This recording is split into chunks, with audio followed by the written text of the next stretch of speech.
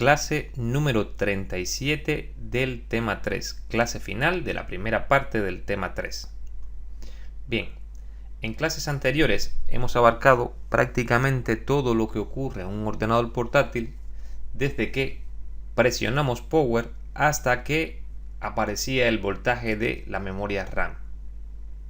Realmente todo este estudio que hemos hecho iba en función de una avería que estábamos analizando. La avería era que al presionar el Power no había ningún cambio en lo que era este indicador de corriente. Bien, cuando comenzamos la primera parte del tema 3, hablábamos de que se hacía necesario tener una fuente de alimentación como la que tenemos ahora mismo en esta figura, y esta fuente de alimentación se hacía necesario porque nos dejaba ver la corriente de consumo, es decir, los electrones que estaban demandando el equipo cuando estaba alimentado. Bien, esta fuente tiene como característica el que a través de estos cursores se puede controlar tanto la corriente como el voltaje de salida por estas clavijas. Bien, a nosotros como técnicos se nos hace necesario el trabajar con una fuente de este tipo.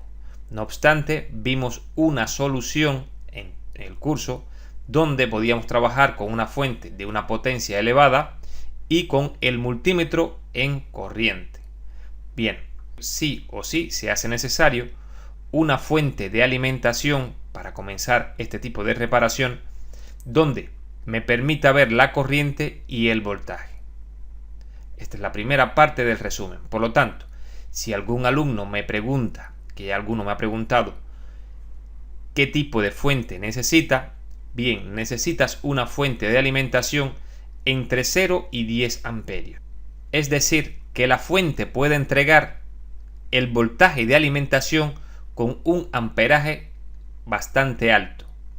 ¿Por qué un amperaje bastante alto? Bien, porque por ejemplo, aquí pongo el caso de este equipo, que es un Alienware del año 2009 con Windows 8 y tiene como consumo entre 9,23 y 12,3 amperios, según el modelo del equipo. Bien, la fuente que necesitamos es una fuente que cubra ese amperaje. ¿Por qué? Porque no sabemos exactamente qué tipo de reparación tendremos que hacer con esa fuente. Por lo tanto, fuente de alimentación que necesitamos para trabajar estos equipos. Una fuente que pueda regular la corriente entre 0 y 10 amperios y un voltaje aproximadamente entre 0 y 30 voltios. Con esto se nos hace suficiente. En esta primera parte del tema 3, esta es la herramienta más importante. Bien, otra herramienta importante, nuestro multímetro. El multímetro tiene que medir voltios de continua, ohmios, semiconductores y corriente continua. Vamos a trabajar prácticamente con todos ellos. Es decir, cada uno de los parámetros que les acabo de comentar son necesarios para trabajar esta primera parte. Nosotros fundamentalmente vamos a trabajar voltaje, corriente y en ohmios. Prácticamente toda la primera parte del tema 3 se trabaja con estos tres parámetros. Recuerden, estábamos analizando esta avería. Al presionar el botón de Power, el equipo o la fuente no me indicaba ninguna corriente. Ese fue prácticamente todo el recorrido que nos llevó por toda la primera parte del equipo. Es decir, todos los circuitos que intervienen en esta primera parte o que intervienen cuando aquí de repente no aparece corriente cuando yo presiono Power. Eso significa que algún circuito de lo que hemos visto en esta primera parte ha dejado de funcionar. Y hay que llegar hasta ese circuito y resolver la avería. Después de estar seguro que nuestra fuente de alimentación esté dando los 19 voltios correctamente y que el cursor de corriente no esté en 0, sino que esté aproximadamente sobre un consumo medio donde el equipo pueda trabajar cómodamente. ¿Por qué digo esto? Bien, porque si tenemos 19 voltios aquí y este cursor está completamente girado a la izquierda, no puede entregar corriente. Cada vez que pidamos corriente, este equipo, cada vez que intentemos encenderlo, si está correcto, lo que va a hacer es dejarme esto prácticamente en un voltaje muy pequeño. ¿Por qué? Porque sencillamente no tiene electrones para alimentar estos circuitos. De ahí a que acabo de mencionar que la fuente, se hace necesario que esta fuente pueda entregar la corriente o los electrones que demande este equipo. Bien, después que ya tengamos estos cursores correctamente, es decir, que tenga ajustado el voltaje de alimentación y tenga ajustado correctamente la corriente, mido que me esté saliendo los 19 voltios, como por ejemplo en este caso estén saliendo por aquí y estén entrando al equipo. El primer problema que puedo encontrarme que no me dejara entrar estos 19 voltios sería justamente el conector. Es decir, cualquier conector, si está roto, no me permitiría entrar ese voltaje. Después que estoy seguro de que al conector le está llegando 19 voltios y que él no es el causante, es decir, he medido fuera del conector y los 19 voltios pasan al equipo, entonces me encuentro o bien un circuito de este tipo, o bien un circuito de este tipo, o bien un circuito de este tipo. Diferencias. Bien, este circuito o este equipo tiene el conector, filtro de entrada, un fusible de protección, diodos de protección y circuito Kelvin antes del elemento conmutador y el voltaje principal de 19 voltios a la salida del elemento conmutador. Bien, esto sería una posibilidad. Otra posibilidad sería conector, filtro, diodo, elemento conmutador y voltaje principal. Como por ejemplo, este caso que estamos viendo aquí, lo podríamos ver en el siguiente esquema. Un cuanta AT1, AT2. Bien, aquí tenemos conector, filtro, diodo, elemento conmutador y después tengo la resistencia y después de la resistencia el voltaje principal. Detalles importantes en esta parte. Hay que siempre identificar el voltaje principal, cuál es, y no confundirlo. Bien, el voltaje principal, les recuerdo, siempre se ha creado para alimentar las etapas DC-DC. Es decir, a las etapas DC-DC MOSFET superior, MOSFET inferior, que cargan el inductor magnético. En este caso, esta es la etapa DC-DC que carga la batería. Es decir, a través de la carga y descarga de PL13, en este caso, cargamos la batería. Y este sería el circuito charger, es decir, el encargado de manejar las puertas del MOSFET superior e inferior. Aquí adentro donde se crean esos pulsos. Recuerden que esos pulsos son los que manejan los tiempos de conducción de este MOSFET y de este MOSFET. Y a través de esos tiempos de conducción se carga y descarga PL13, inductor magnético de potencia. Les recuerdo que existe también la otra posibilidad, que tengamos conector, filtro, diodo de protección contra sobrevoltaje. Ya esto lo tenemos bastante trillado. Este aquí está actuando contra sobrevoltaje. Condensadores de supresión de emisiones electromagnéticas. Y tengamos aquí dos elementos conmutadores, ya sean de canal P como es esta figura o de canal N. Sabemos que podemos encontrar los dos e inclusive podemos también encontrar un MOSFET de canal N y un MOSFET de canal P.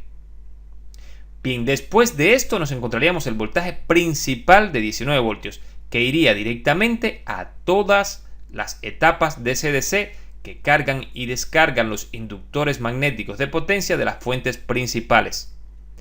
Bien, estos serían los tres casos más o menos, pueden variar, serían más o menos los casos que nos vamos a encontrar en estos ordenadores.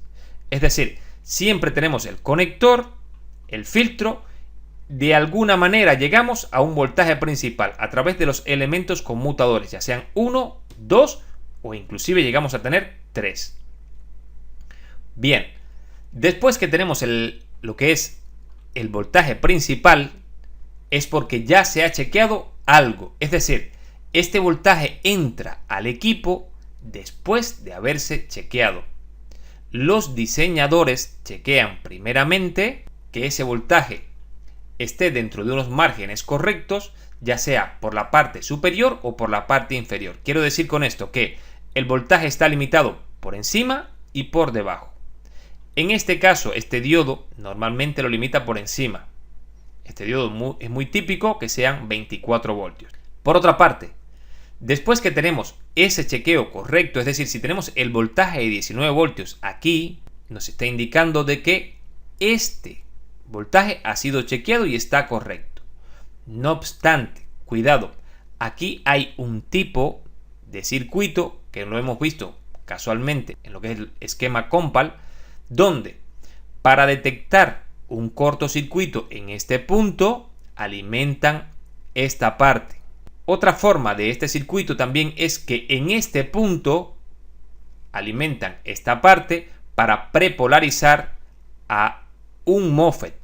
Por ejemplo, esta parte es lo que sucede después que ha entrado el voltaje por el conector, ha pasado por un MOSFET y llega aquí los 19 voltios. Cuando llegan aquí los 19 voltios, este MOSFET es el encargado de crear el voltaje principal. Pero inicialmente el voltaje pasa por este diodo.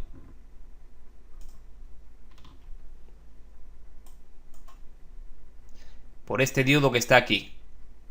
Y prepolariza este punto esperando que este MOSFET conduzca. Bien, en estos dos casos hay que tener mucho cuidado porque aquí aparecen 18,5 voltios porque han pasado por este diodo que está aquí, o otro circuito que sería el caso en Compal.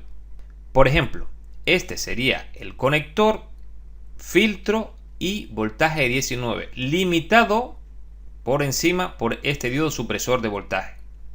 Bien, en este punto tengo 19 voltios y ahora tengo 19 voltios que están aplicando en este mismo punto. Es decir, tanto este punto como este punto son los mismos. Si observamos prácticamente aquí, este diodo me deja pasar estos 19 voltios, los convierte en 18,5. Esto son resistencias en paralelo, ya habíamos visto lo que ocurre. Son 4 resistencias de 1 kilo, por lo tanto aquí lo que tengo es una sola resistencia o una equivalente, mejor dicho, una resistencia equivalente de 250 ohmios. Esos 250 ohmios no me limitan en lo absoluto el voltaje, es decir, el voltaje pasa hacia acá. Cuando llega a este punto se encuentra de que por aquí tengo una resistencia de 100 kilos y ese mismo 19 voltios lo está aplicando a este transistor digital de conmutación NPN.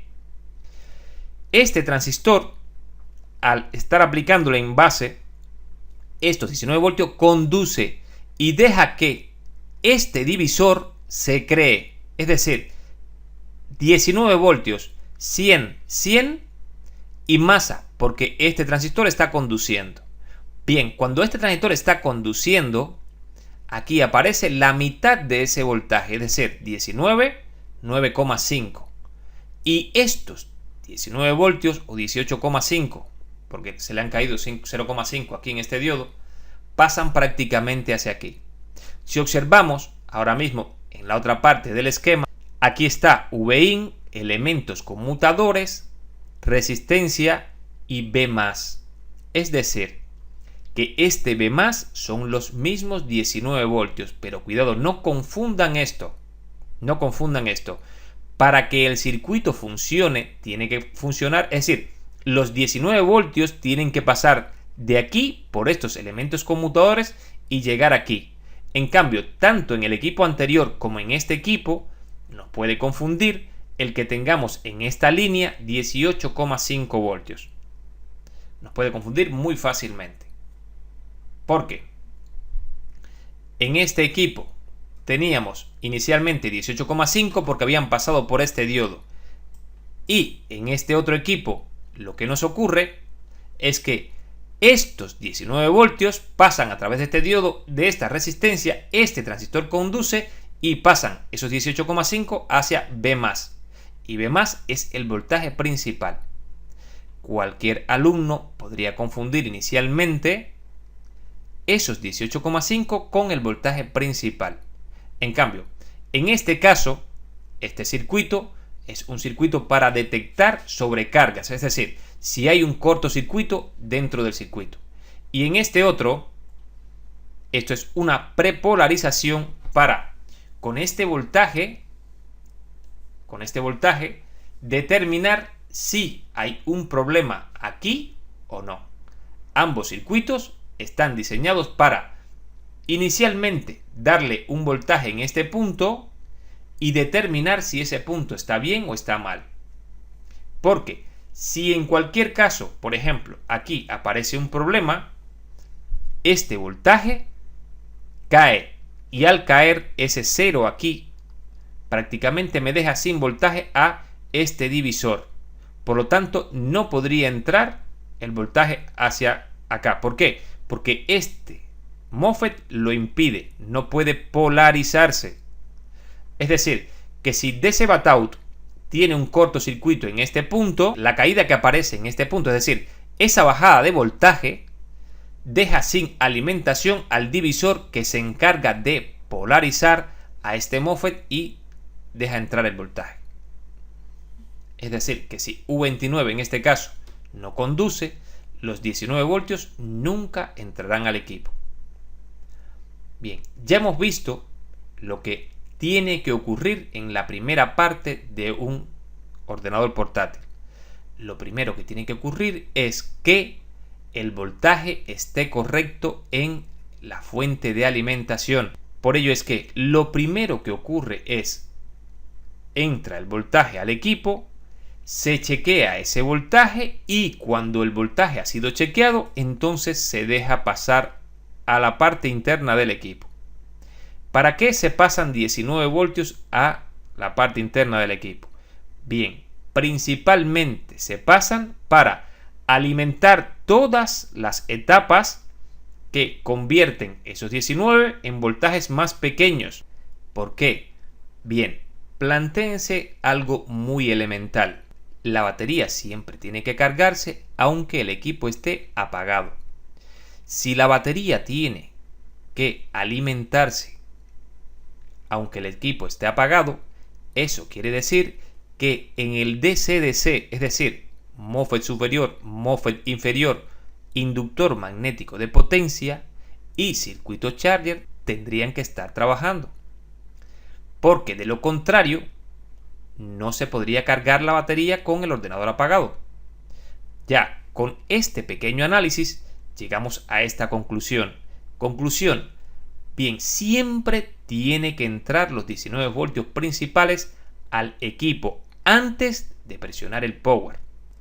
Principalmente porque esos 19 voltios se toman para hacer la carga de la batería, aunque el ordenador esté apagado. Esa es la primera conclusión de este resumen. En todos los ordenadores portátiles, lo primero que tengo que tener es los 19 voltios principales. Y repito, cuidado con este tipo de circuito, donde nos puede confundir cuando midamos en los 19 voltios principales, nos puede confundir si hay un circuito que me está introduciendo estos 19 hacia este punto, pero no a través de los MOSFET principales. Porque hay una electrónica que determina perfectamente bien si esos 19 están pasando por aquí o entraron a través de otro circuito. Si entran a través de otro circuito, no tienen corriente. Estos 19 voltios no tienen corriente. Por lo tanto, les será imposible cargar y descargar magnéticamente a esta bobina y, por consiguiente, la batería. Además de entregar los voltajes a otras etapas. Por lo tanto, en esta primera parte tenemos que ser conscientes de que este voltaje de 19 tiene que entrar. Bien, después que tenemos el voltaje de 19, ¿cuál es mi siguiente análisis? Bien, el siguiente análisis es que tiene que haber 3,3 voltios.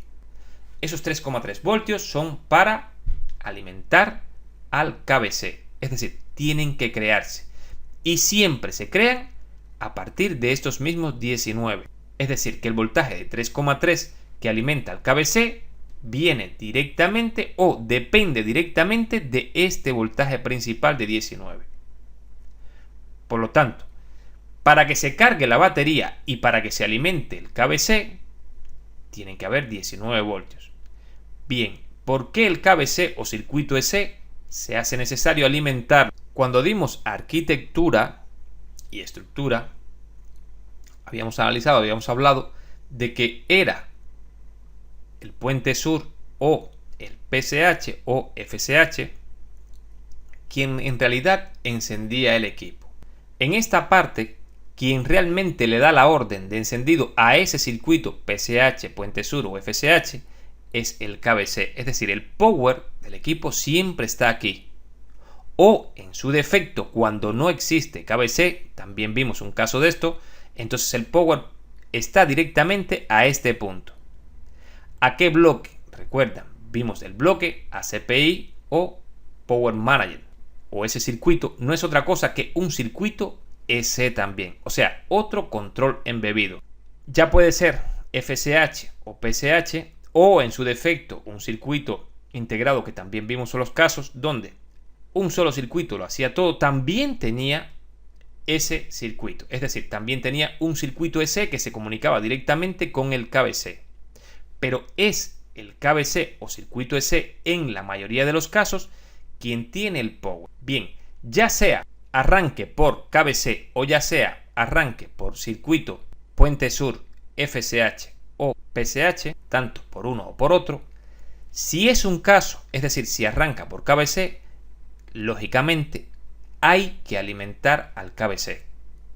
Bien, en el caso en que arranque por puente sur, FSH o PSH, hay que alimentar lógicamente al PSH, FSH o puente sur, cualquiera de los tres. Pero tanto un circuito como otro, el que arranca al ordenador, ese circuito tiene que estar alimentado, y es lo siguiente que vamos a buscar después que tenemos 19 voltios principales. Es decir, en la estructura electrónica de estos equipos, lo siguiente que pienso cuando estoy analizando un equipo es, bien, ¿quién me arranca? Es decir, ¿a dónde pertenece el power o el switch o el micro switch que yo voy a presionar para que el equipo funcione? Bien, lo sigo directamente a través del flex o lo sigo a través del cable y busco hasta dónde me lleva. Si no tiene KBC y el botón del power va directamente al FSH, PSH o puente sur, entonces ya sé que es ese circuito quien arranca el equipo. Por lo tanto, después que tengo 19 voltios, es ese circuito el que tiene que alimentarse. De ahí a que comienzo a buscar cuáles son las fuentes que intervienen en la alimentación de este equipo. Si el caso es el más común de todos, que se arranca directamente por KBC o por circuito EC, entonces yo tengo que garantizar que esos 3,3 voltios que alimentan a este circuito estén creados por el circuito que los crea. Principalmente el circuito que los crea es el mismo circuito de 3 y 5 voltios. Pero digo principalmente, ya hemos visto que no siempre. Por lo tanto, me encargo de localizar ese circuito y después que lo tengo alimentado, entonces sigo la secuencia. Ya hemos visto que teníamos una secuencia general de trabajo. Seguimos esta secuencia general de trabajo que vimos en la clase 35. Entonces, si tenemos ya una secuencia de trabajo, podemos seguir toda la estructura. Importante, si el esquema me trae su propia secuencia, combino la que ya tengo y conozco con la secuencia. Pero, repito, la parte más interesante es seguirla a través de la electrónica que pueda tener el mismo equipo. Es decir, no es necesario aprenderse nada de memoria, más bien lo interesante es saber analizar cada etapa y cada circuito electrónico que tenga el equipo que estamos viendo en el momento que lo estemos viendo. Detalles importantes. Cuando estemos siguiendo tanto la secuencia como el chequeo de cualquier circuito, siempre que sea de este tipo de circuito QFN, hay que tratar por encima de todo de medir fuera del circuito. Es decir, nunca medir en estos pines, sino si voy a medir este pin de aquí, pues entonces mido en este punto que sigo la pista y veo que está comunicado. Es decir, este punto es el mismo que este. Sencillamente esta es la pista de cobre que une este punto y este punto. Por lo tanto, si yo mido en este punto de C65, estoy midiendo en el pin 1, 2, 3, 4, 5, 6, 7 y 8 de este circuito. Por ello es que hay que evitar, por encima de todo, el medir en el circuito. Siempre tratemos de medir fuera de esos pines. Por ejemplo, esta medición es una medición de 2 voltios. En cambio, no la hago directamente sobre el pin, sino que busco una resistencia que está aquí, que me está uniendo, está unida a este punto a través de esta misma pista de cobre. Y al medir aquí, ya estoy midiendo justo sobre el circuito. Es importante que estos detalles ya los vayan teniendo en cuenta. Es decir, no medimos sobre el circuito siempre que sea posible hacer una medición fuera de él. Principalmente porque estos circuitos tienen unas distancias entre pines o entre pistas muy pequeñas. Y si chocamos algunas de ellas o rozamos dos de ellas en algunos casos, puedo destruir el circuito. De ahí a que sea tan sensible y sea necesario el medir fuera de este punto. No obstante, se puede medir. Es decir, cuando ya tengamos destreza, podemos hacer las mediciones sobre los mismos pines. Eso sí, tenemos que tener una buena punta. Una punta SMD de multímetro. Si no la tenemos, buscamos una punta normal y la afilamos. Afilarla me refiero a hacerle punta con una lima normal y corriente como cualquier otra. Por ejemplo, aquí estoy haciendo una medición sobre este pin del circuito, pero gracias a que la punta me lo permite, no uno ninguno de los pines que están a sus extremos. Es decir, la punta cae perfectamente bien sobre el pin que tengo que medir, mido y ya está. No obstante, recomiendo sanamente para aquellas personas que comienzan en este tipo de trabajo, no medir en los circuitos, medir sobre los componentes que están unidos a esos pines. Solamente hay que seguir las pistas de cobre que unen al pin y al elemento donde puedo medir el mismo voltaje. Bien, para finalizar esta parte del tema 3, vamos a hacer un resumen completo. Esto que he hecho ahora es un resumen, pero me refiero a hacer un resumen completo en un equipo específico. Es decir, tomaremos un equipo y veremos todo desde un principio hasta el final. Todo antes de abrir el equipo, después de abierto el equipo y en sucesión todos los circuitos que intervienen en esa primera parte, en ese arranque de ese equipo. Es decir, los circuitos que me pueden causar el que cuando yo presione power no me responda lo que es el indicador de corriente del equipo. Bien, antes de proceder al desarme de cualquier equipo, recuerdo que les había comentado, había que hacer una pequeña rutina de chequeos y comprobaciones. La primera comprobación era la alimentación de ese equipo. Bien, en este caso estoy comprobando un cargador y el cargador me está midiendo 19,49 voltios. Si estamos trabajando en laboratorio con una fuente regulada como la que hemos visto en esta clase, hay que hacer la misma comprobación, es decir, comprobar que tenemos este voltaje y que sea el correspondiente al equipo que vamos a revisar. Es importante que todo esto lo hagamos de esa forma porque nos estamos asegurando de no cometer errores y no perder tiempo en la reparación. Recuerden que esta primera rutina que hay que hacer es con el equipo prácticamente cerrado. Todavía no hemos procedido a el desarme. Esto se hace antes de desarmar el equipo. ¿Por qué? Porque a lo mejor el problema viene del cargador y no hay necesidad de desarmar el equipo.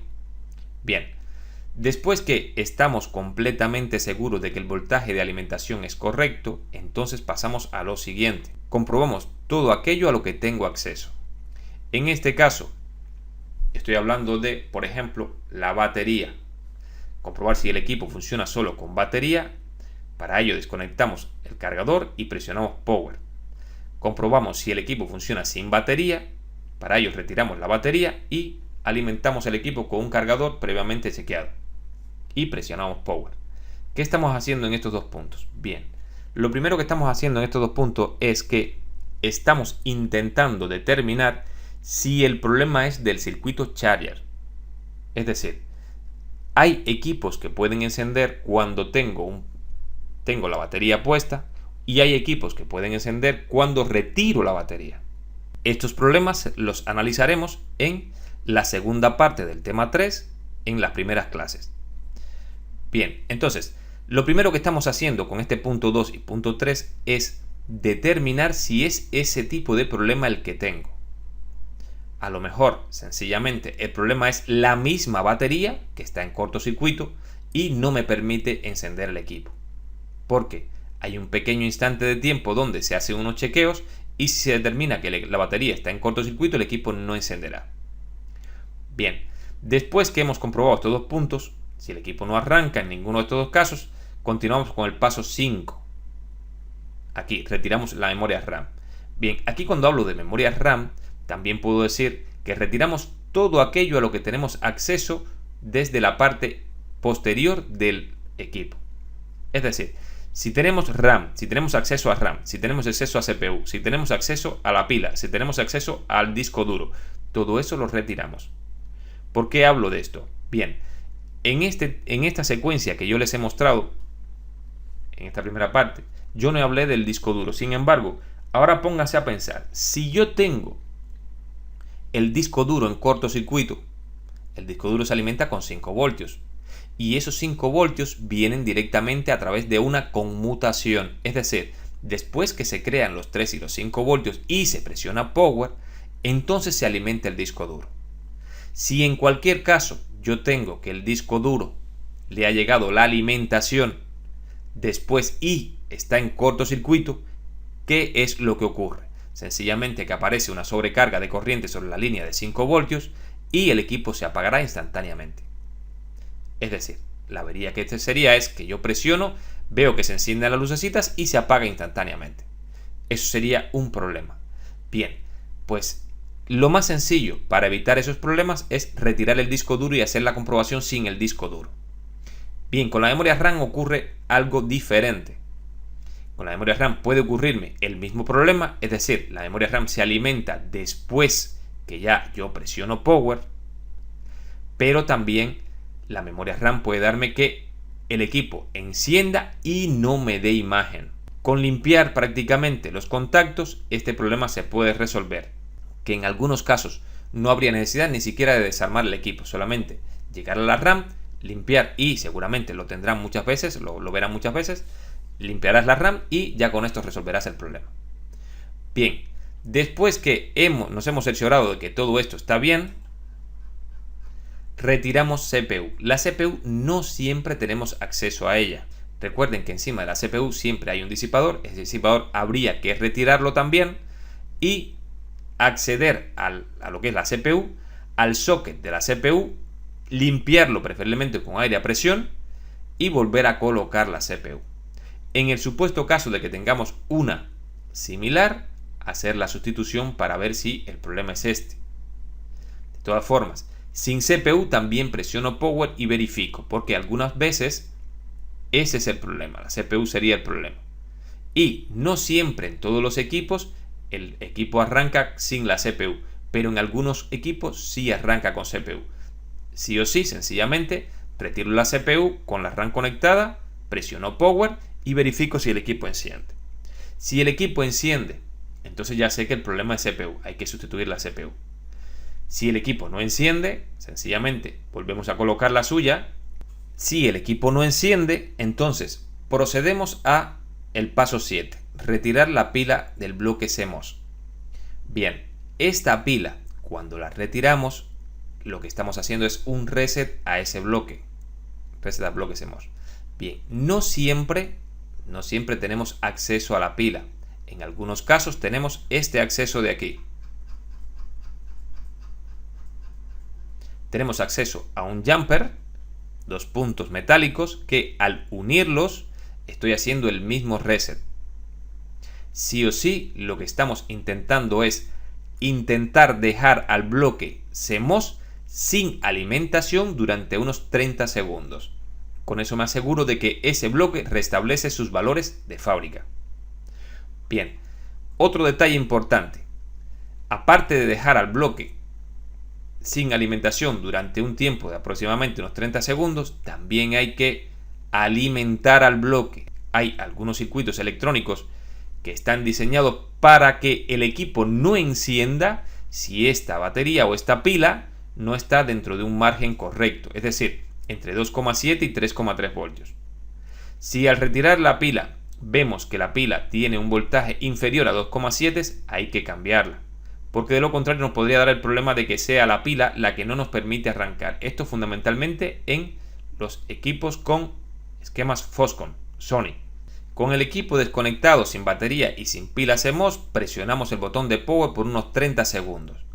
Esto deja el equipo prácticamente en cero, completamente sin ningún tipo de alimentación ni carga en ningún condensador. Es decir, sin pila y sin cargador. Presionamos el botón de power y esperamos. Luego colocamos la pila, colocamos la CPU, colocamos la RAM y presionamos el botón de power nuevamente. Si el equipo no enciende, entonces lo que hacemos es proceder al desarme del portátil. Después que tenemos el portátil desarmado, localizamos el esquema y comenzamos a trabajar. Bien, cuando ya hemos completado la rutina inicial, es decir, ya hemos comprobado todos estos detalles, entonces procedemos a localizar el esquema. Les recuerdo que para localizar el esquema tendremos que identificar cuál es el fabricante de ese esquema y el nombre del proyecto. Me basta con poner en internet Quanta ZR7B y seguramente aparecerá la descarga. Es la forma más sencilla de localizar, es decir, fabricante y nombre de proyecto. Bien, después que tenemos el esquema localizado, nos vamos a la primera página. En esta primera página, no siempre he buscado un esquema que prácticamente me dé información para poder dar la clase correctamente. No siempre, pero en algunos fabricantes, como es el caso de Quanta, me brinda mucha información. Por ejemplo, el circuito Charger está en la página 38, el circuito de 3 y de 5 está en la página 39, lo que es el KBC está en la página 37, el PCH está en las páginas 9, página 8, 9, 10, 11, 12 y 13, la CPU estaría en las páginas 4, 5, 6, 7, etc. Es decir, si me pongo a mirar esta primera página, el primer diagrama en bloques, ya me está ubicando y no me hará perder tiempo cuando tenga que buscar o localizar un circuito. Entonces, procedemos a lo siguiente. Lo primero que tenemos que hacer es orientarnos con la avería. Es decir, ¿cuál es el problema que estoy viendo? ¿Cuál es el problema que estoy analizando? En esta primera parte hemos analizado cuando el equipo le presionamos el power y no me da ningún tipo de indicación en lo que es la parte, es decir, el indicador de corriente de la fuente. Bien, si este es mi problema, ya sé de antemano que el problema tiene que estar entre la entrada y la secuencia que se desencadena en este circuito. Es decir, entre el conector y los pines de este circuito. Bien, comenzamos por el principio. Vamos a hacer todo el análisis desde el conector hasta el circuito EC. Y cuando estemos en el circuito EC, haremos todo lo que es la secuencia que ocurre en este circuito, pin por pin. E iremos midiendo y buscando dónde se ha interrumpido esa secuencia de voltajes y señales. Por lo tanto, me voy a la página 38, que es donde tengo el circuito Charger. Recuerden, nuestro primer análisis siempre está entre el conector y el circuito Charger, porque es el circuito Charger o El resultado de las comprobaciones que se hacen en el circuito charger son los que dan paso a que los conmutadores o los elementos conmutadores, los MOSFET, dejen pasar los 19 voltios hacia dentro del equipo. Por lo tanto, me voy a la página 38. Ya en la página 38, parte superior izquierda, tengo PJ2. Ese es el power jack, es decir, la entrada de mis 19 voltios. Bien, vemos que el pin 1 y 2 corresponde al pin positivo, 3 y 4 pin negativo. Este power jack no tiene identificación de conector ni tiene LED en el conector. Solo tiene 2 pines para el positivo y 2 pines para el negativo. Como es un conector simple, podemos seguirlo sin ningún tipo de problema. Recuerden que si es un conector un poco más complejo, hay que determinar y analizar todos los pines para saber cuáles son los pines que pueden determinar o que pueden frenar el voltaje hacia adentro. Recuerden que cuando hablamos de que habían pines que salía un voltaje determinado y ese voltaje se utilizaba luego para hacer algún tipo de chequeo. Entonces, no siendo el caso, pasamos a lo siguiente. Pero si fuera el caso, habría que analizar esos voltajes hacia dónde van. Bien, en este caso tenemos el filtro de entrada y tenemos este diodo que es una protección contra inversión de polaridad. Pero en realidad este diodo también cumple otra función. Observen un detalle. Bien, este es el voltaje de la batería cuando vamos a trabajar con batería. Tenemos que aquí tenemos un diodo que está en directa con ese voltaje. Es decir, por aquí aparece este voltaje, entra hacia este punto. En este punto sería el voltaje donde coincide el voltaje de conector y el voltaje de batería. Pero cuando está trabajando con batería, el voltaje viene hasta aquí. Y aunque este MOSFET PQ29 esté sin conducir, porque no estará conduciendo, por el diodo pasa el voltaje de batería. Y si no tuviéramos PD4, este voltaje de batería iría directamente al circuito del positivo del cargador. Por lo tanto, ahí tendríamos un problema. Habría un circuito que estaría chocando. Este voltaje de batería podría llegar hasta el conector o hasta el cargador. Bien, ¿quién impide que eso ocurra también? Bien, PD4. Es decir, aquí PD4 está realizando dos funciones. La primera, que si tú inviertes la polaridad de este conector, este PD4 impide que el voltaje negativo, ánodo negativo, positivo en cátodo, el diodo no conduce. Es decir, no entraría voltaje al equipo sencillamente por tener este diodo aquí. Pero además, cuando está trabajando con batería, este diodo también queda en inversa con ese voltaje e impide que el voltaje de la batería llegue al cargador. Son las dos funciones de este diodo que no habíamos comentado la segunda en este caso. Bien, suponiendo que esto todo está bien, esto ya lo hemos visto, esto es un diodo supresor de voltaje. Lo que hace este diodo es suprimir el voltaje o conducir cuando superamos el voltaje que él tiene, que aproximadamente es entre 22 y 24. Cuando llega a los 24 voltios o 22 voltios, este diodo conduce y me pone a cortocircuito estos puntos. Lo que ha hecho sencillamente es que si he superado ese voltaje, aquí el equipo ya crea un cortocircuito. Bien, puede cortocircuitar también a este PD4. ¿Por qué? Porque el voltaje pasa por aquí, por PD4, se eleva y se cortocircuita. Lo único que este diodo soporta menos que este otro. Este diodo llega a soportar 10 amperios cuando este en realidad soporta unos 2 o 3 amperios, no más que eso. Por lo tanto, también puedo encontrarme el caso de que me encuentre solamente PD5 en cortocircuito. Además, es una avería típica. Es muy típico que nos encontremos este diodo en esta posición en cortocircuito. Bien, cuando nos encontramos este diodo en cortocircuito, digamos que todo está bien. El problema viene cuando este diodo está completamente abierto, es decir, me lo encuentro quemado y abierto. Eso quiere decir que el voltaje entró mal hacia dentro del equipo. Por lo tanto, lo más seguro es que me encuentre con más problemas. Si el diodo está cortocircuitado, sencillamente con retirarlo y volver a alimentar el equipo funcionaría. No haría falta prácticamente ni siquiera poner este diodo porque ya sabemos para lo que es, siempre y cuando el cargador esté correcto. Detalle: lo más interesante sería volver a colocar este diodo aquí. No obstante, el equipo funciona perfectamente bien sin ese diodo ahí. No tiene ningún problema. Porque si el equipo funciona correctamente, este diodo aquí no realiza ninguna función.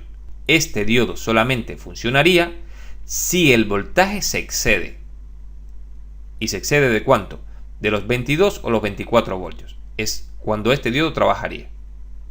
De otra forma, este diodo no trabajaría.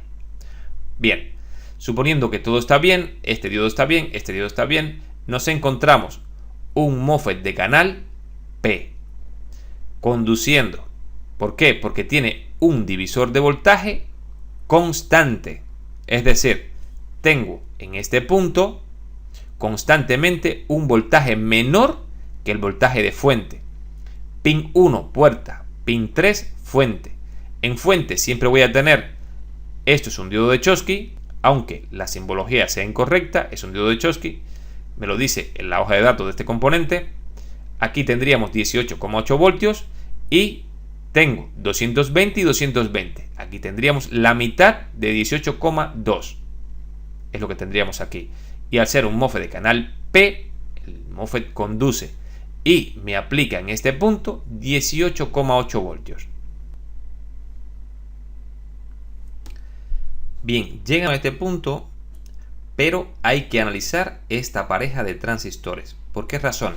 Bien, porque si esta pareja de transistores está rota o se rompe, este PQ29 no funcionaría. Bien, PQ30.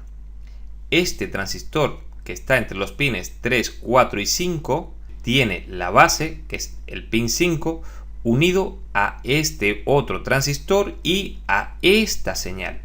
La señal que es D-C almohadilla. Esta señal viene de la página 37. No tengo ni que localizarla. En esta página 37 tengo el KBC. Por lo tanto, esta señal es manejada por el KBC. Ya pueden anotarlo. Esta señal es la señal que conmuta entre cargador y batería. Esta es la señal que hace la conmutación. El KBC hace esta conmutación que conmuta cuando está trabajando con batería o con cargador. Bien, cuando está trabajando con batería, aquí tienen que haber 3 voltios. ¿Por qué? Bien, porque esto es un divisor de voltaje, fuente y puerta. Necesito que este transistor trabaje cuando vaya a trabajar con batería para que toda la corriente y todo el voltaje pase por PQ33. Hay que hacerlo conducir. Y PQ33 conduce si este divisor se crea. Y este divisor se crea siempre que esta masa llegue a este punto. Y este transistor conduce cuando tiene un positivo, porque es un MOSFET de canal N. Por lo tanto, mientras esté trabajando con cargador, aquí tiene que haber un 0. Es decir, en el pin 5 tiene que haber una masa. Masa en 5, masa en 4, este transistor no conduce. Por lo tanto, este que es un PNP no puede conducir. Recuerden que un transistor PNP conduce cuando le aplicamos un voltaje negativo en base, es decir, en el pin 2. Y lo que hace realmente este transistor, que es un NPN, es que cuando llega a ese positivo, él conduce y aplica un negativo en el pin 2, una masa. Esta corriente fluye por aquí hacia esa masa y hace que este transistor conduzca. Si este transistor conduce, aplica el mismo voltaje que tengo aquí, en este 1, lo aplico en el pin 6. Es decir, 1 prácticamente, o dejo igual el potencial de voltaje del pin 1 y del pin 3. Y un transistor MOSFET, sea el que sea, ya sea de canal N o canal P, si tiene el mismo potencial de voltaje en fuente como en puerta, no conduce. Por lo tanto, si este transistor, por ejemplo, está conduciendo, este PQ29 no me deja pasar estos 19 hacia adentro. Y si este transistor se rompe y me queda cortocircuitado los pines 6 y 1, ocurriría lo mismo. Si este transistor que está aquí abajo, el NPN, se rompe y queda cortocircuitado los pines 4 y 5, ocurriría lo mismo. Una solución para hacer la primera comprobación sería, si el problema viene de aquí, sería retirar PQ30 y hacer la comprobación. Porque si es PQ30 el problema, cuando yo lo conecte a los 19 voltios por el conector, el equipo encenderá sin ningún tipo de problema, porque no lo estaré trabajando con batería. Esta pareja de transistores solamente estará trabajando, es decir, habrá un positivo en el pin 5 cuando trabajo con batería. Si tengo batería, aquí llegará un positivo, 3 voltios, porque viene del KBC, 3 voltios hará que este transistor conduzca y este creará la conducción del siguiente. Este unirá estos dos puntos y mantendrá el mismo potencial de energía tanto en el pin 3 como el pin 1, evitando que PQ29 conduzca. Y por lo tanto no tendría este voltaje. Bien, pero eso solamente ocurriría por un segundo. ¿Por qué por un segundo? Bien, porque si dejo sin voltaje la línea de 19, el circuito de 3 y de 5 también se queda sin alimentación. Y si el circuito de 3 y de 5 se queda sin alimentación el KBC. Y el KBC es quien me está enviando esta señal. Es decir, esto puede ocurrir en un apagado de emergencia.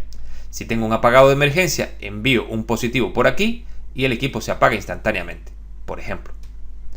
Bien, ya sabemos entonces qué función realiza PQ30. PQ30 es el encargado de hacer que este transistor PQ29 no conduzca cuando estamos trabajando con batería.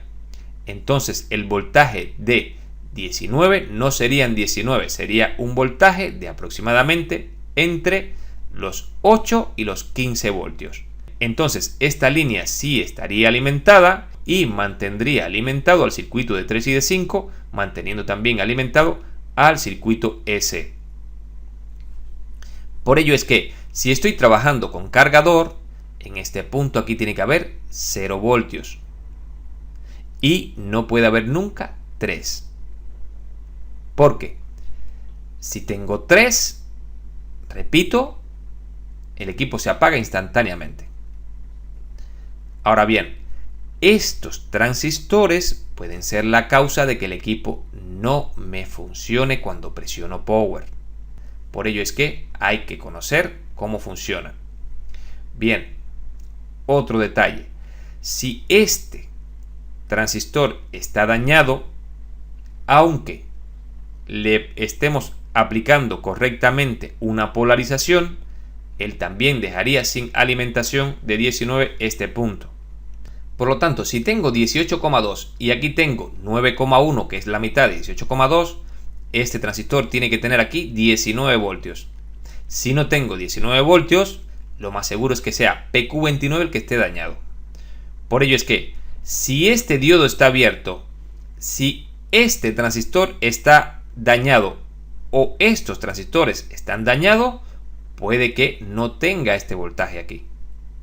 Estos serían los 3 dispositivos que pueden evitar que el voltaje de 19 no entre al equipo. Es decir, PQ29, PD4 y PQ30. Cualquiera de ellos, si se rompe, puede impedir que este voltaje lo tengamos. Bien, después que tenemos este voltaje, entonces se alimentará el circuito de 3 y de 5.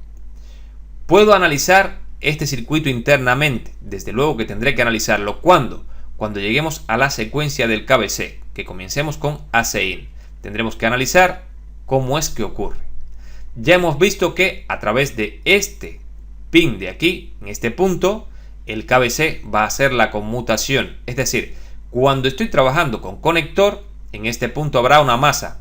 Y cuando esté trabajando con batería, en este punto habrá 3,3 voltios. Bien, todo esto lo hemos analizado solamente con seguir la electrónica, pero en realidad es la secuencia de trabajo de este equipo. Pasemos entonces al circuito de 3 y de 5, porque vamos a analizar si se alimenta de este voltaje y después que comprobemos que se alimenta de este voltaje, entonces buscaremos el KVC y verificaremos con qué se alimenta el KVC. Circuito de 3 y de 5, página 39. Bien, si observamos PL16, por la izquierda salen 5 voltios PCU. PL15 por la derecha salen 3 VPCU, 8 amperios y 10 amperios de pico. PU11 es el circuito encargado de crear los pulsos que manejan los MOSFETs superiores e inferiores. Los MOSFET, tanto el superior como el inferior, son los encargados de cargar y descargar PL16 y PL15. Bien, el MOSFET superior tiene que ir obligatoriamente al voltaje principal de 19 voltios. Y si seguimos este voltaje por aquí, me lleva a este punto por aquí, con un divisor, y me lleva también por este lado a el pin 6. Es decir, el PU11 es un circuito RT8206B, se alimenta por el pin 6 con 19 voltios principales.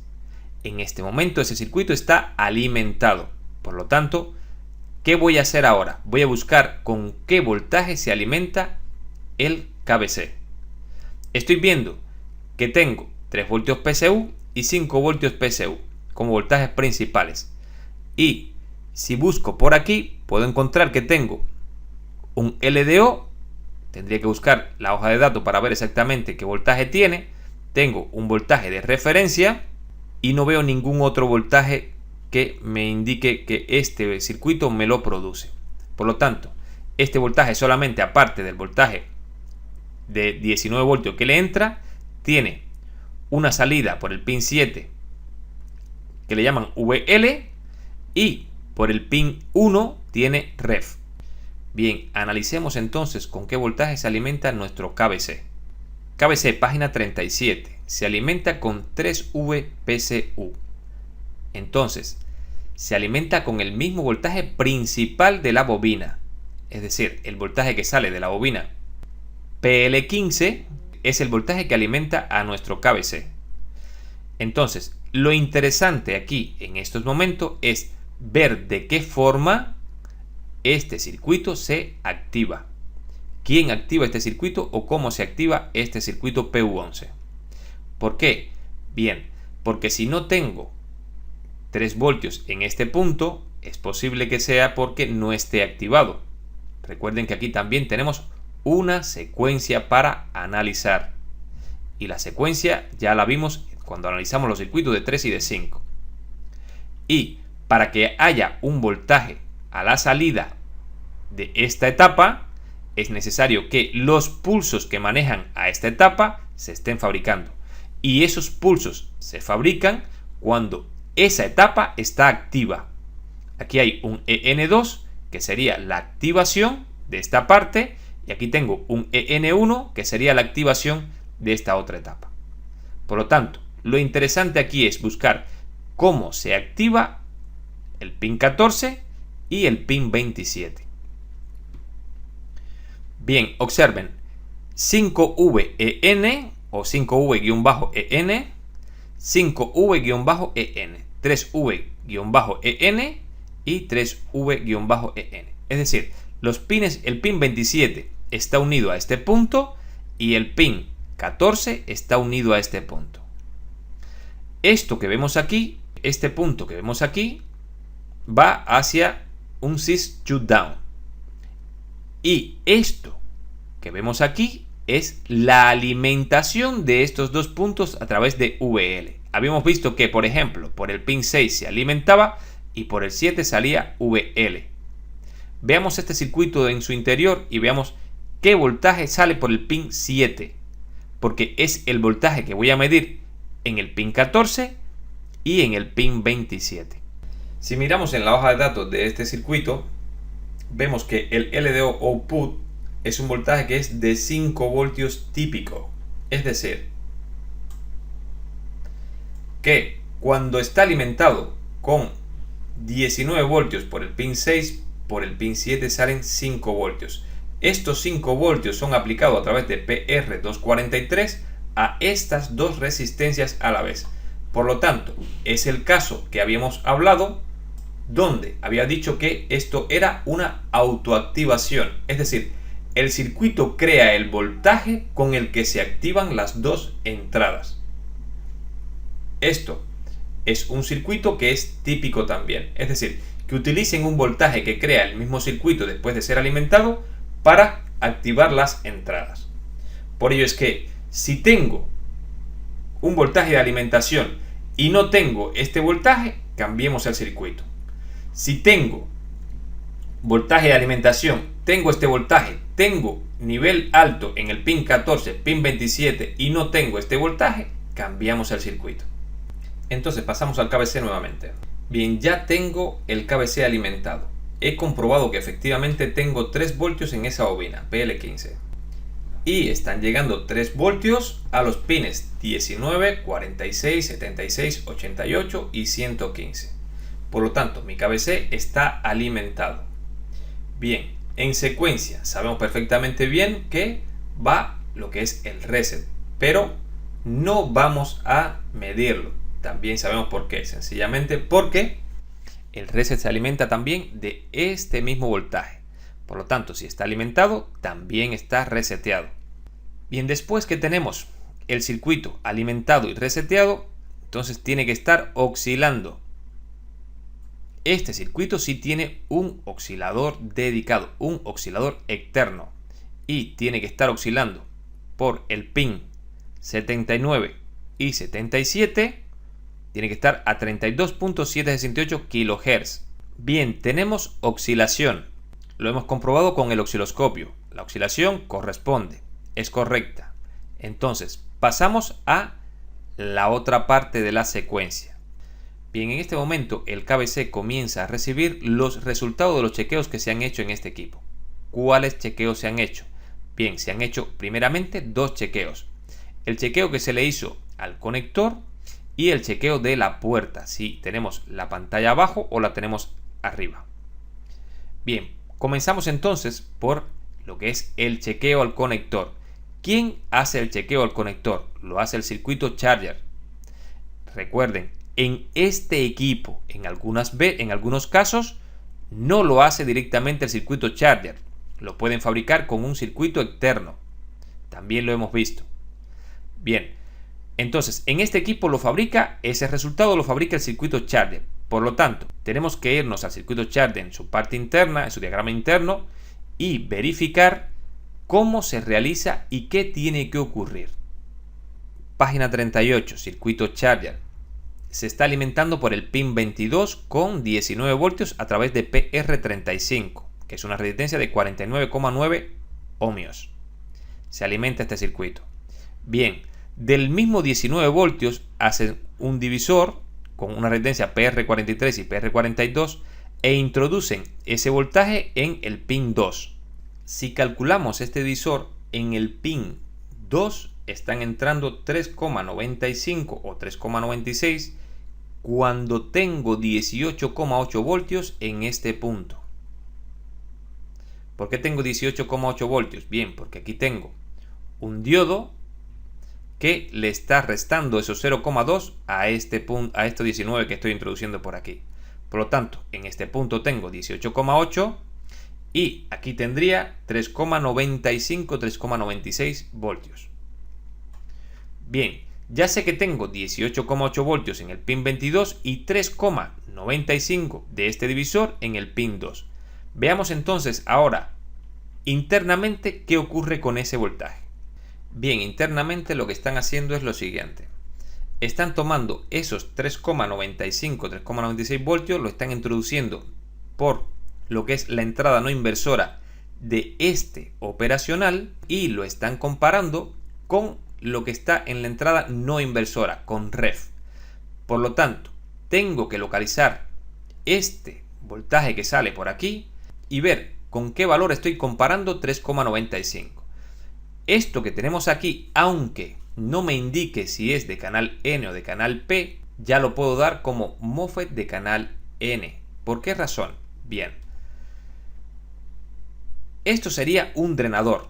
Esto no tengo ninguna duda. Y no hay ningún MOSFET de canal P que se le pueda introducir un voltaje menor para que conduzca que masa.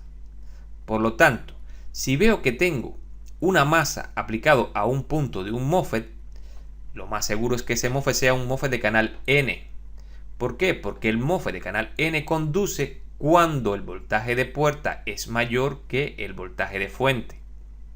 Y si ya tengo una masa, lo lógico es que aplique el concepto del MOSFET de canal N y no pueda aplicar el concepto del MOSFET de canal P.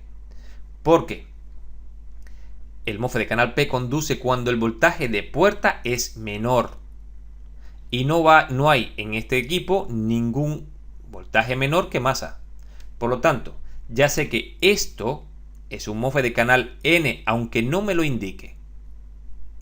Entonces, ya ahora solamente me falta saber el valor de referencia para poder compararlo y saber qué sale en este punto y poder determinar qué valor tiene AC-OK. Voltaje de referencia 3,2 voltios. Es decir, que estoy comparando 3,2 voltios con 3,95. Estoy comparando 3,95 con 3,2. Por lo tanto, afuera sale un negativo. Este MOSFET no conduce. Si tengo masa y masa, MOSFET de canal N no conduce. Drenador abierto. Abierto quiere decir que este punto no tiene ninguna resistencia baja con relación a masa. Es decir, de este punto a este punto la resistencia es infinita. Si medimos ahora mismo, tiene que dar millones de ohmios entre este punto y este punto. Por lo tanto, drenador abierto. ¿Qué es lo que tengo que buscar cuando veo que me queda drenador abierto? Bien, entonces lo que prevalece son los voltajes que estén unidos a este punto. Veamos el esquema. Si este pin 13 tiene drenador abierto, sigo la línea y veo que le están aplicando a través de PR37 100 kiloohmios 3 voltios. Si de este punto a masa tengo resistencia infinita, lo que tengo aquí es los mismos 3 voltios. Por lo tanto, AC-IN es 3 voltios cuando todo está correcto. Eso es lo que he podido determinar. Y es la parte importante de este pequeño detalle. Si en cualquier caso AC-IN es 0, entonces el equipo no funcionará. No funcionará porque le estoy indicando a través de este 0 que el cargador o el conector está mal. No cumple con lo establecido, lo estipulado. Por ello es que AC-IN en este caso tiene que ser 3,3 voltios. 3,3 voltios que le van a llegar al KBC. Por el pin 64. Es decir, que al KBC le estoy indicando que el conector, es decir, el cargador, tiene un voltaje correcto cuando al pin 64 le llegan 3,3 voltios. Bien, después que hemos analizado AC-IN y ya tenemos el voltaje correcto, nos falta analizar LID 591 almohadilla, página 24 y 34. Ya en la página 34, siguiendo la señal LID 591 almohadilla, llegamos al pin 13 del conector CN10. Eso me está indicando que este conector une a través de un flexible a otra placa y en esa placa está el sensor de efecto Hall, el que hace la función de apertura y cierre de la pantalla. Bien, si analizamos este conector, vemos que por aquí tenemos líneas de USB, tenemos 3 voltios por aquí por el pin 12, tenemos USB en los siguientes pines y alimentación de 5 voltios. Por lo tanto, el pin 12 se encarga de alimentar al sensor de efecto Hall y el pin 13 es la salida hacia la página 37 de esa señal. Por lo tanto, esta flecha es incorrecta, está mal dibujada. Esto sale. Bien, hay que tener mucho cuidado con esto. Fundamentalmente cuando el lead, es decir, el sensor de efecto Hall no está en la placa y está en una placa externa a través de un flexible. Me he encontrado casos que ese flexible se parte y esta señal no llega al KBC como 3,3, sino que llega como 0. En los casos que esta señal llegue como 0, el equipo no enciende cuando presionamos power. De ahí a que haya que prestar atención a eso. Bien, pin 13 tiene que haber 3,3 voltios. Vayamos a la página 24 y veamos para qué utilizan esta señal en esa página.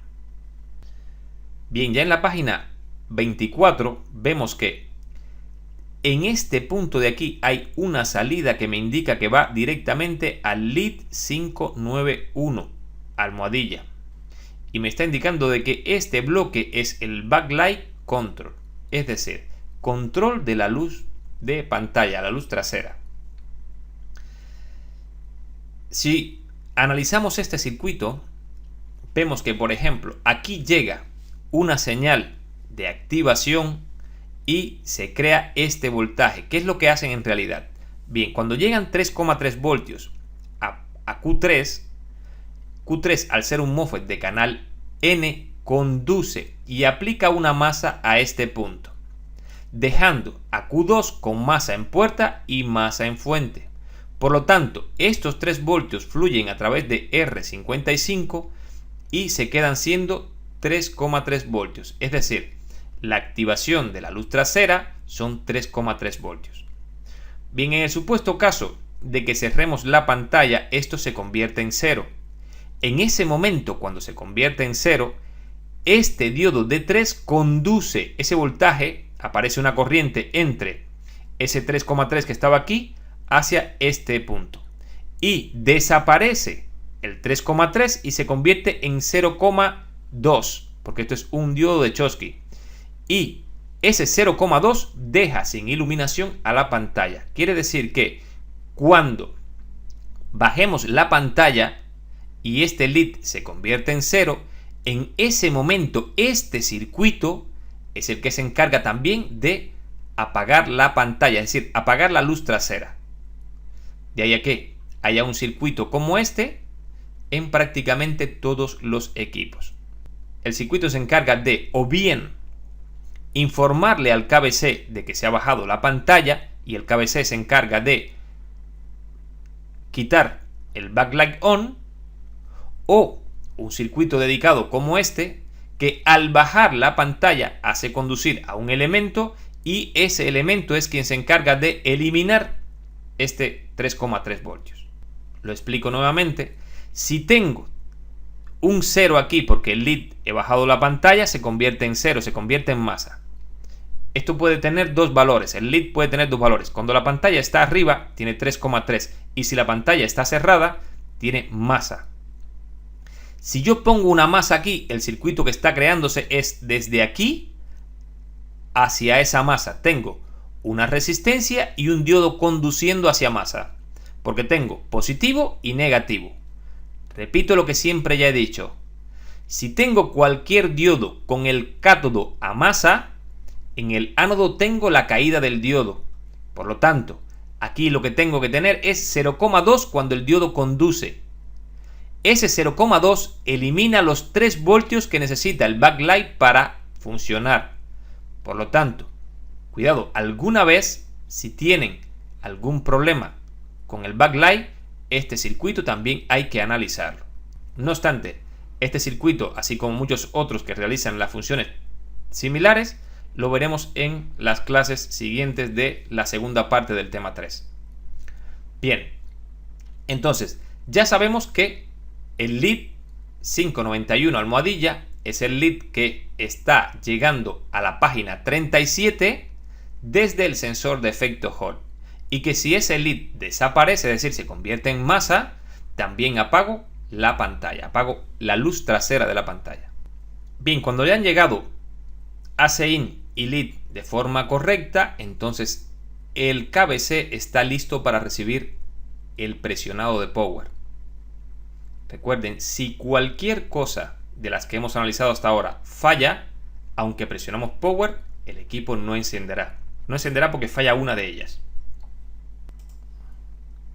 Bien, en este caso el pin 95 es NB Switch On, sería el botón de power. Si tengo dudas de que este sea el botón de power, recuerden que ya les he dicho que sencillamente es seguir el micro switch desde donde se presiona el power si está en placa, o el flexible que te llevará a un conector.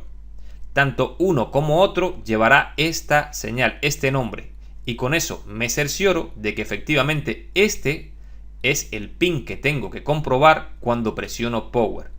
¿Qué tengo que comprobar en este pin? Bien, tengo que comprobar en el pin 95 de este circuito que al presionar power ese pin tiene que estar en nivel alto, 3,3 voltios, y al presionar power tiene que bajar 0, 0,2, 0,6, en ese orden, más o menos, y cuando deje de presionar power tiene que volver a subir a los 3,2, 3,3 voltios. Quiere decir que si yo presiono power, aquí tiene que reflejarse ese presionado de power en pin 95. Si no se refleja, quiere decir que la señal, es decir, el presionado de power que estoy aplicando sobre el micro switch no está llegando a este circuito. Por lo tanto, este circuito no responde.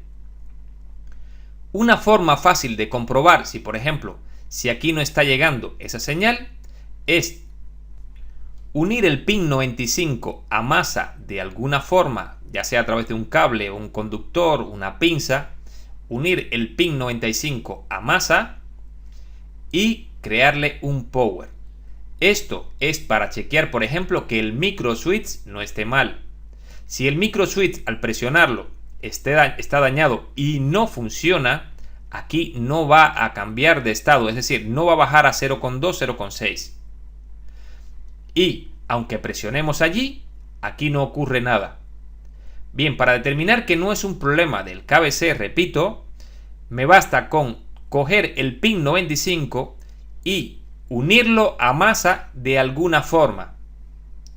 De forma momentánea, es decir, no es dejarlo unido, es tocarlo contra masa, hacerle un power o hacerle un cambio de estado de esa forma. Sencillamente sería con una pinza o con un cable atar la pinza a masa y tocar el pin 95, o el cable atarlo a masa y tocar el pin 95 de forma instantánea. Si el equipo arranca, quiere decir que el problema es del micro switch. Si el equipo no arranca, quiere decir que tenemos que seguir revisando la secuencia. Es una forma rápida de chequear esta parte. Es decir, lo que me interesaría es provocarle un cambio de estado al pin 95.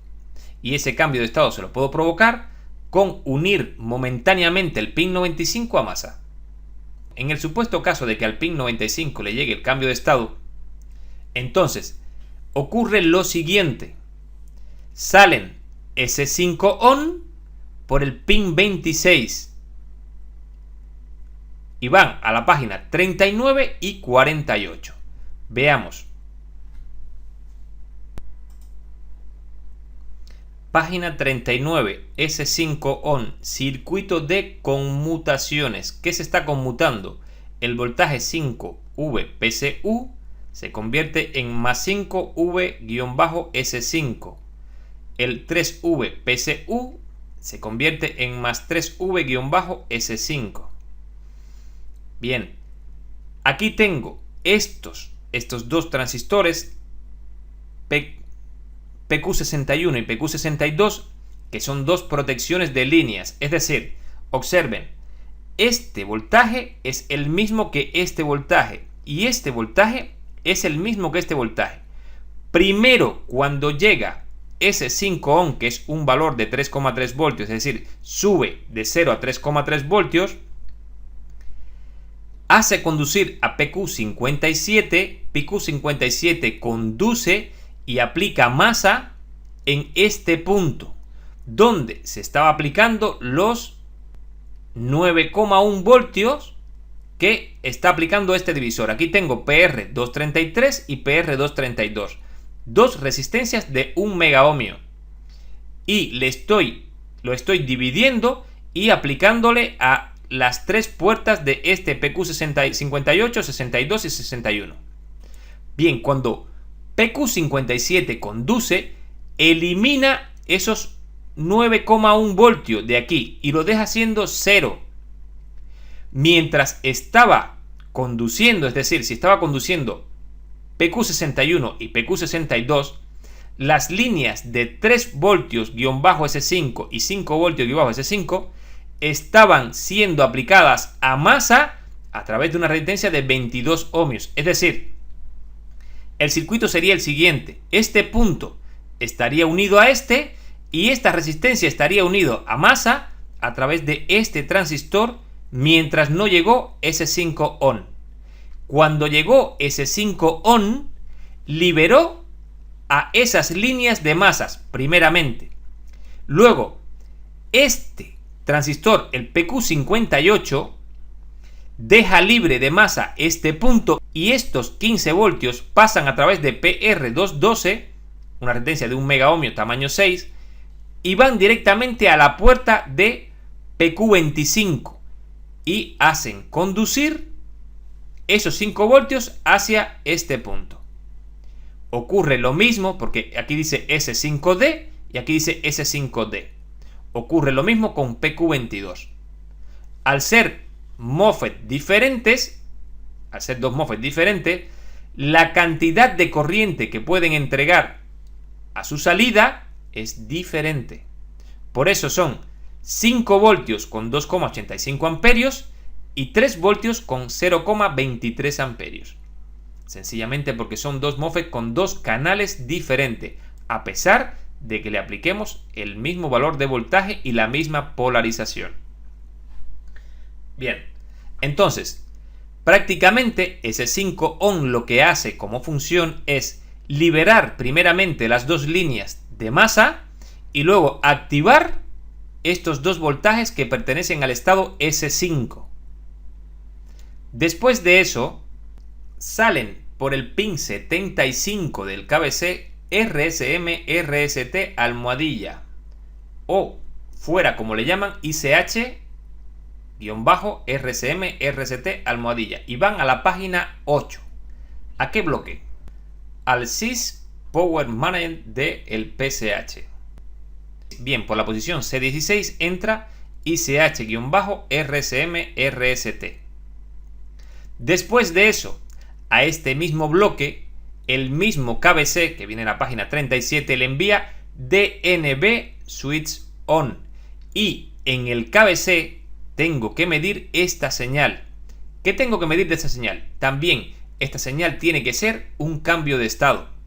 ¿Por qué? Porque es el power button de este circuito o este bloque S.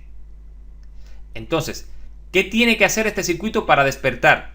Tiene que recibir un cambio de estado por la posición P5. Tengo que venir al pin 91 y cuando yo presiono power en este pin también tiene que provocarse un cambio de estado. Es decir, tiene que bajar el voltaje y subir. Cuando el voltaje hace esa bajada y luego vuelve y se restablece al valor que tenía, entonces al PCH le está llegando ese power. Cuando el PCH recibe ese power, entonces el PCH devuelve dos señales. Recuerden, en el supuesto caso de que yo no sepa cómo se llama esta señal, tengo que localizar en el bloque ACPI o el Power Manager, tengo que localizar el Power Button y fuera dirá qué señal es la que le están indicando como Power. Me puede ocurrir que sencillamente cuando esté buscando en el KBC no logre determinar cómo le han llamado a la señal que tiene que activar el Power Button en el System Power Manager o ACPI Wake Up Events. Y la única forma que tengo de localizar ese nombre es viniendo al SYS Power Manager y localizando internamente dentro de los nombres que tiene uno que es Power Button. Siguiendo esa línea me llevará a lo que viene del KBC, que en este caso es DNB Switch On, pero en cualquier caso le pueden llamar de otra forma. Si le llaman de otra forma, esa es la forma que tengo de localizar cómo le llaman. Bien, después que este bloque recibe este power button, envía SLPS4, SLPS3 como sus C y sus B. Envía estas dos señales hacia el KBC. En el KBC, estas señales estaban en 0 y suben a 3,3. Cuando estas señales suben a 3,3 voltios en el KBC, es decir, en el pin 73 y en el pin 94, las señales tienen que subir de 0 a 3,3. Después de esto, en este tipo de circuito salen por el pin 117 sus ON y por el pin 12 main ON. Y estas son las señales encargadas de arrancar las fuentes principales. Si seguimos ahora mismo o buscamos lo que hemos hecho en clases anteriores, buscar directamente lo que es el circuito de RAM, que es lo que les he dicho, que a partir de aquí la primera fuente que arranca es la fuente de RAM, veremos que bien le llega main on o bien le llega sus on, a lo que es la activación de la fuente. En este caso, en la página 43 tenemos el circuito que genera el voltaje de RAM, es decir, 1,5 voltios guión bajo sus 12 amperios. Bien, si observamos los pines 10 y 11 de este circuito son las activaciones y le llegan las dos señales, sus on y main on. Las dos señales le llegan. Si no le llegan estas dos señales a esta fuente, a PU9, sencillamente no tendremos voltaje de RAM. Por ello es que es muy importante que esas señales salgan. Si no tenemos voltaje de RAM, el equipo a veces no enciende y en otros casos no tenemos gráfica. Por lo tanto, es muy importante llegar hasta aquí. Bien, esto es prácticamente el recorrido de la secuencia que ya hemos visto en clases anteriores y que hemos tenido como secuencia de trabajo general. Como vemos, podemos seguir perfectamente bien con esa secuencia, podemos seguir prácticamente cualquier equipo. Este equipo lo cogí al azar, fundamentalmente porque no tiene ni secuencia en bloque ni secuencia de tiempo. Por eso he escogido este equipo específicamente. Es un equipo moderno medianamente y es un equipo que no tiene datos de secuencia. Por lo tanto, habría que analizarlo tal y como lo hemos hecho en esta clase. Bien, circuitos que hemos visto en esta y clases anteriores. Circuito muy importante, circuito de 3 y de 5 voltios principales.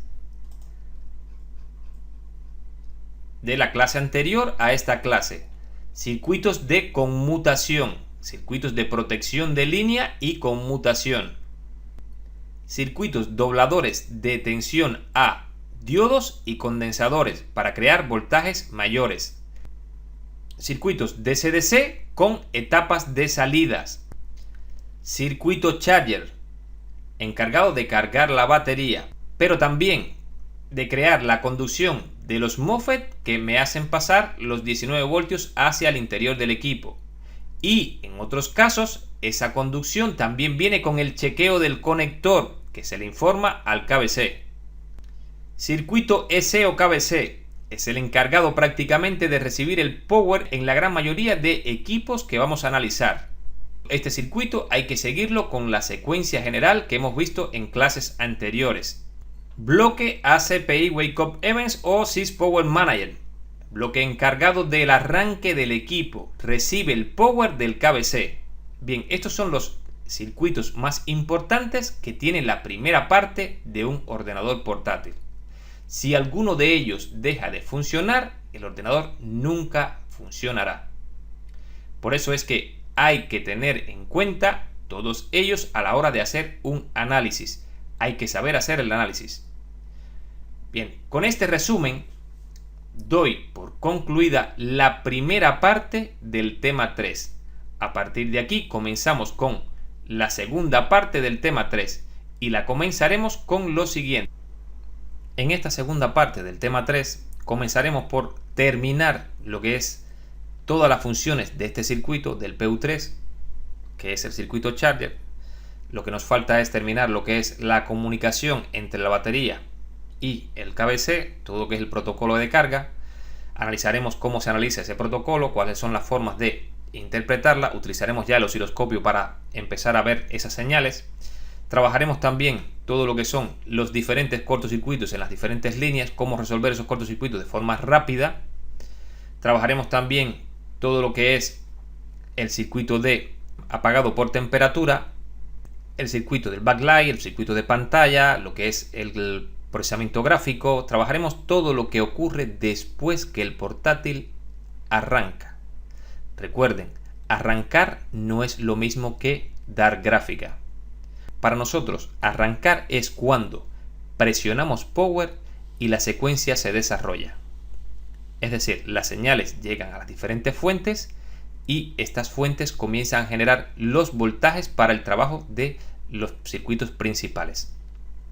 Vamos a terminar las diferentes secuencias que no hemos completado en estas clases y vamos a analizar cada una de las partes y los circuitos que intervienen en esa secuencia después que el equipo ya está encendido. Vamos a ver las averías, por ejemplo, las averías de audio que pueden haber en un equipo y cómo resolver esas averías de audio, cómo se analiza una avería de audio y alguna otra herramienta que necesitamos para analizar esas averías. En resumen, en la segunda parte analizaremos todo lo que ocurre después que el ordenador portátil ya funciona. O bien cuando ya funciona y tiene gráfica, o bien cuando ya funciona y no tiene gráfica. Todos los circuitos que intervienen en esas diferentes averías. Cómo analizar esas averías. Bien, con esto doy por finalizado la primera parte del tema 3.